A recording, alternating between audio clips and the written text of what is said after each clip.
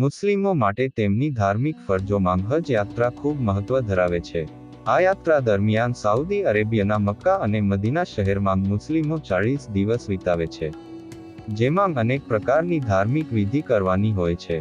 જે દરમિયાન ખૂબ ચાલવાની સાથે નમાજો અને ઇબાદતમાં પોતાના શરીરનું હલનચલન વધુ થતું હોય ત્યારે શહેરી વિસ્તારમાં ઓછું ચાલવાવાળા અને ઓછું શારીરિક પરિશ્રમ કરનારા યાત્રીઓને ઘણીવાર યાત્રા દરમિયાન હાથપગ અને શરીરના હાડકાં સંબંધિત અડચણો આવતી હોય છે.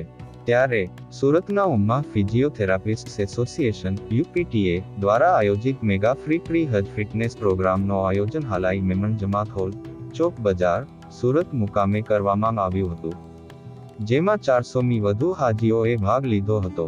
હજ દરમિયાન પડતી શારીરિક તકલીફો અને અડચણો અને હાજીઓની કાર્યક્ષમતા વધારવાના હેતુથી અલગ અલગ stretching, isometric, isotonic, active range of motion exercise, ચાલવાની રીત, breathing exercise, ergonomics, footwear modification, diet અને વોટર મેનેજમેન્ટ જેવી બધા જ પાસાઓને આવરી લઈ હાજીઓને માહિતગાર કર્યા હતા.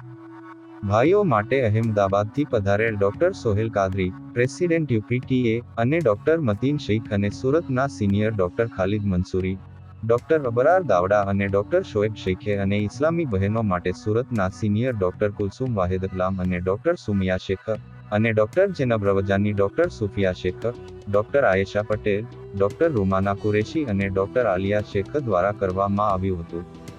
આ પ્રોગ્રામને સફળ બનાવવા માટે UPTAની સુરત ટીમ અને સુરત મેમણ જમાત હોલ કમિટી, ઓરાવાલા ટ્રસ્ટ અને બીજા સુરત દાનવીરોના તમામ જિમ્મેદારોએ અથાગ પ્રયત્નો કરી પ્રોગ્રામ સફળ બનાવ્યું હતું.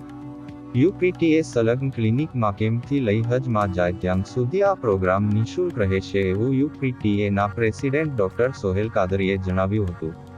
કેમેરામેન સાબિર અલી સૈયદ સાથે કાદિર શેખ, કર્તવ્ય ગુજરાત ન્યૂઝ, સુરત.